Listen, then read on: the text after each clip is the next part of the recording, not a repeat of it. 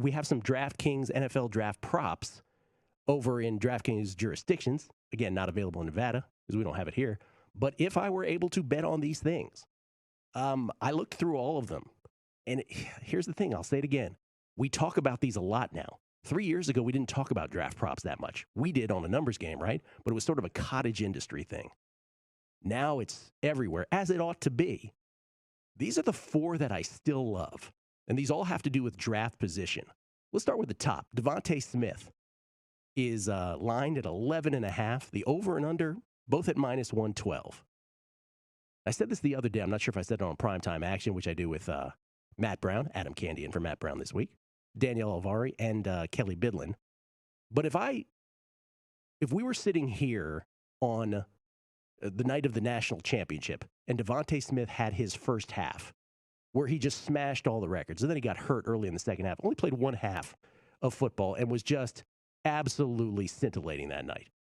And if I froze time, I transported to today, grabbed you that draft prop rather, and I showed you Devontae Smith 11.5, and then I transported back to that night and showed you that. Did I say that in the right order? You get what I'm saying.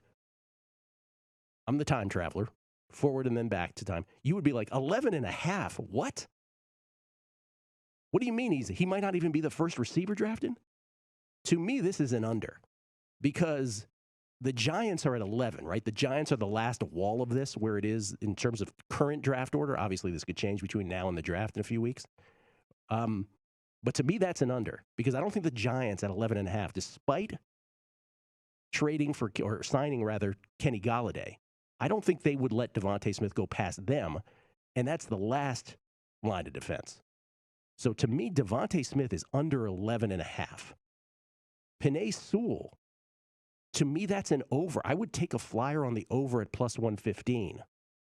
The more that the closer this gets to draft night, talking about the first round, and it's 3 weeks from tonight, if I'm not mistaken, the closer we get to that, the more it looks like the quarterback, the quarterback frenzy is there.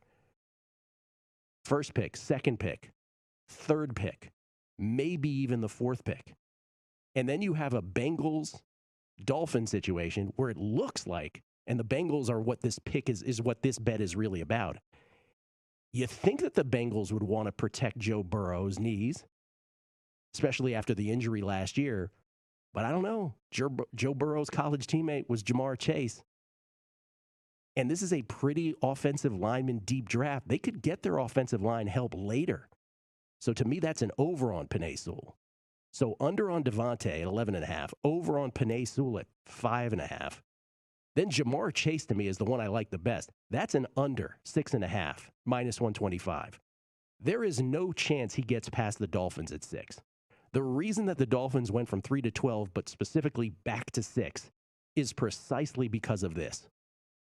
So it's the Bengals at 5, it's the Dolphins at 6. One of them's taking Jamar Chase.